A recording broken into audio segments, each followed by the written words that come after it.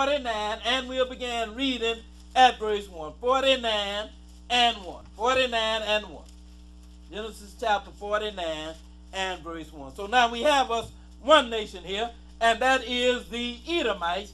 Now we are going to identify who this second nation is. We understand that God changed Jacob's name from Jacob to Israel. Start reading at verse 1. Go ahead and read. And Jacob called unto his sons and said, Now he had 12 sons. Go ahead and read on. Gather yourselves together, that I may tell you that which shall befall you in the last day. Go ahead.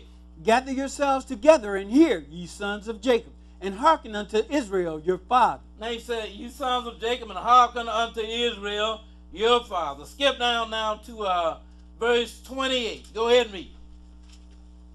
And all these are the 12 tribes of Israel. Now all these are the 12 tribes of Israel. So now, what nation came out of Jacob? The Israelites came out of Jacob, and they were made up of 12 tribes. If you came out of the tribe that was named Judah, then you are called a Jew. But now if you came out of any of these 12 tribes, then you are an Israelite. And if you didn't come out of one of them, then you're not an Israelite. We have identified both nations. You have the Edomites and you have the Israelites. Let's go now to Genesis chapter 10, and we'll begin reading at verse 1. We're going to back up. And we'll begin at verse 1, because we're going to deal a little bit with somebody else's history here. And all of that is going to help us identify what color the real Israelites are. Genesis chapter 10, and began reading at verse 1. 10 and 1. 10 and 1. Okay, go ahead and read. Now these are the generations of the sons of Noah. Shem, Ham, and Japheth. And the book said that all of the earth was populated from these three sons. So you came from one of these three sons. Go ahead and read. And unto them were sons born after the flood. The sons of Japheth, Gomer, and Magog, and Madai, and Javan, and Tubal, and Meshach, and Tyrus. The sons of Gomer, Ashkenaz, and Rephat, and Togarmah. And the sons of Javan, Elisha, and Tarshish, Kittim, and Dodanim. Go ahead. By these were the isles of the Gentiles divided in their lands, every one after his tongue, after their families, in their nations. Well, one thing we find out here, that the Gentiles, they came out of Japheth. Yes, sir. You understand what I'm saying? Got nothing to do with believers and non-believers. Because people say, well, you know, the believers, they are the Jews, and the non-believers, they are the Gentiles. Ain't got nothing to do with a believer or non-believer. You are a Gentile if your genealogy goes back to Japheth. Now, go ahead and continue to read. Read that next verse. Verse 6. Go ahead. And the sons of Ham, Cush, and Mizraim, Phut, and Canaan. Now, then we had the sons of Ham, and it named you who they are. We want to read a little bit of history here. We are going to read this time from the Universal Standard Encyclopedia, and we'll begin here, what is this, volume 11. And give us the page number. Page 4128. Go ahead. Yes, start Ham. there, Ham, and read what's underlined and read.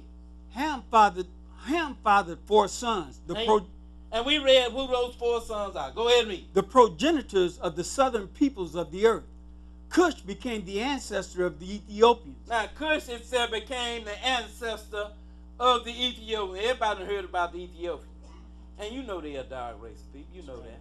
But I'm going to let another source tell you that in case you didn't know that. Now, we are reading this time from the Universal Standard Encyclopedia. Cush, he fathered the Ethiopians. Go ahead and read. Mizraim of the Egyptians. Go ahead. Canaan of the Canaanites. The pre-Israelite inhabitants of Palestine.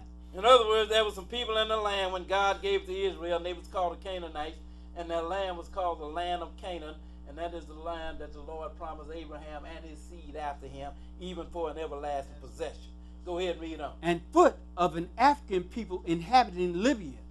In the Psalms, Egypt is referred to several times as the land of Ham. Now, in the Psalms, it says, when you read the book of Psalms, in other words, oftentimes it says Egypt is referred to as the land of Ham because they came from the lineage of Ham, and they are Hamites. Go ahead and read on. Evidently, because of this biblical genealogy.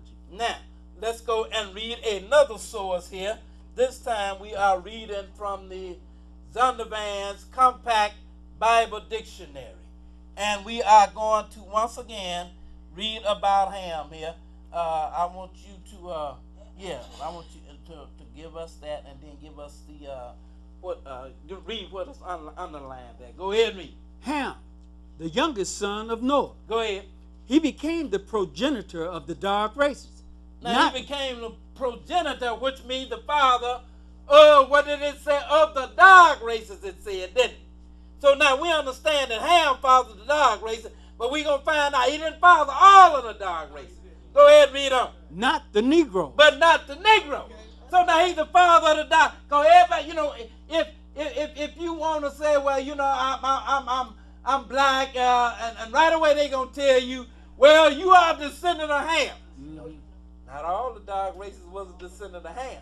It said he was the father of the dark races, but not the Negroes. Go ahead and read on. But the Egyptians. So the Egyptians, they are dark. That's what this says anyway, right? Yes, they are a dark race of people, the real Egyptians. Go ahead and read on. Ethiopians. And we know that the Ethiopians are dark. Everybody know that. Ain't nobody going to argue about that, I don't think, anyway. I don't see how they could. But go ahead and read on. Libyans and Canaanites. So now we find out that the Libyans, they were a dark race of people. And the Canaanites, they were a dark race of people as well. Now, let's go and read. We got a little more history here to read. Let's go this time to the Funk and Wagner's Encyclopedia, Volume 8. Because I had another encyclopedia that I didn't bring, that I meant to bring, and it was dealing with the Egyptians, and it was saying how that Egyptians, the Arabs rather, they took over the land of Egypt around 6-something AD. So now before they took over, there was another people that was there in the land being called Egyptians. And this encyclopedia is going to tell you a little bit about them. Now, start reading right there and read what's underlined and read. Go ahead and read. The people. Most Egyptians are descended from the successive Arab settlements after the Muslim invasion. Well, he said most Egyptians. They descended after the Arab invasion because the Arabs invaded Egypt around 6-something AD. And they took over the land of Egypt, but there was a people that was already there. Go ahead and read on. And mixed with the indigenous pre-Islamic population. Wait a minute, they mixed with what? They mixed with a people that was there already. Yes, sir. The indigenous people. Read the definition of indigenous there. I wrote it there on the side. Go ahead and read. Indigenous. The true native, the one whose origin goes back to that land. Wait a minute, the indigenous. The true native, the one whose origin goes back to that land. So in other words, when the Arabs showed up, there was a people that was already there.